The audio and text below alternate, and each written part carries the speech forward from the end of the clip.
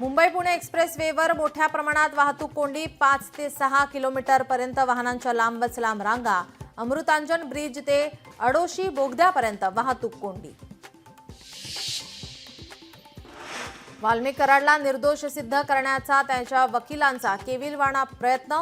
सरकारी वकील उज्ज्वल निकम यांची माहिती. संतोष देशमुख हत्या प्रकरणाची सुनावणी आता 24 एप्रिलला.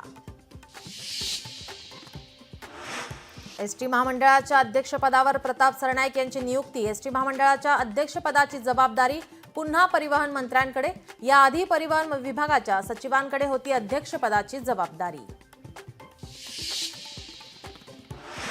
26/11 मुंबईवरील हल्ला प्रकरणातील आरोपी दहशतवादी तहव्वूर राणाला आज भारतात आणणार.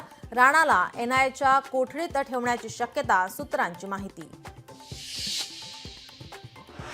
तहव्वूर राणाच्या प्रत्यार्पणासंदर्भात दिल्लीत पार पडली उच्चस्तरीय बैठक. केंद्रीय मंत्री अमित शहांची परराष्ट्र मंत्री जयशंकर आणि राष्ट्रीय सुरक्षा सल्लागार अजित डोभाल यांच्यात चर्चा.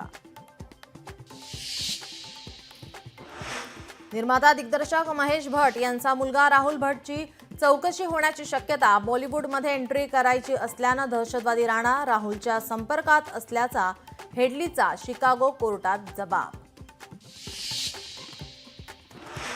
नाशिकमध्ये निवृत्त प्राध्यापकाकडून पत्नीची हत्या करत आत्महत्या.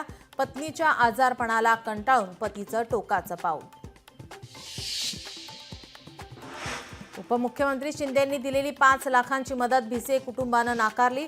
पुन्हा अशा घटना घडू नये यासाठी प्रयत्न करा. सुशांत भिसेंची उपमुख्यमंत्री एकनाथ शिंदेंकडे मागणी.